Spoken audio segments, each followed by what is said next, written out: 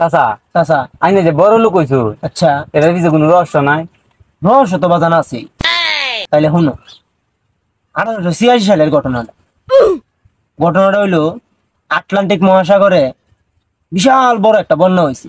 তখন শুনলাম শুনিয়া কুচ্ছের মধ্যে একটা টাকজাল লয়ে গেলাম। গিয়া তো দিহি বন্যা তেমন বড় হয়েছে না, যেমন শুনছি তেমন বড় না। গিয়া দিহি আমার আডু পানি মাত্র। হাইসব হ্যাঁ হাইসব বনাস। পরে আপনার তো কুড়ো মুড়ো নাই, অত দূরা গেছি এমনকি আউন যাইব ঘুরিয়া। পরে বাজান গিয়া দেখি নদীর পারো 200 ফুট লম্বা একটা ইলিশ মাছ মরে পড়ে রয়েছে। হাইসব বনা হ্যাঁ হাইসব বনা হাইসব বনাস। এই ইলিশ মাছটা গিয়া দিয়ে হেলে কায়া কারাড়ি বাসায় তুই দিছে। কারাড়ি কয় আয় জালটারে কোনো রকম ফেস মারছি, মাইরে মনোরঞ্জন যে নদীটার মধ্যে ফালছি। ফালানির পরে তো দিই বাজান এ হকটা বুরুম যে দিতেছে আধমন্য ওজনে হকটা বুরুম। হাইসব বনা হ্যাঁ হাইসব বনা হাইসব বনাস।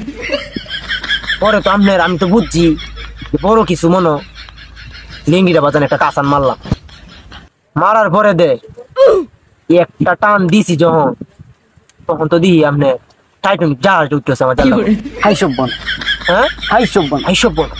তোলার পরে এই জাহাজটা আমি কেমনে আনাম, আমি তো এলাম, আমার সাথে তো আর কেউ নাই। পরে বাজান এটা আমি কান্দ লই এলাম, লইয়া এক দৌড়ে অকর বাঙালি দহন হয়ে পড়লাম।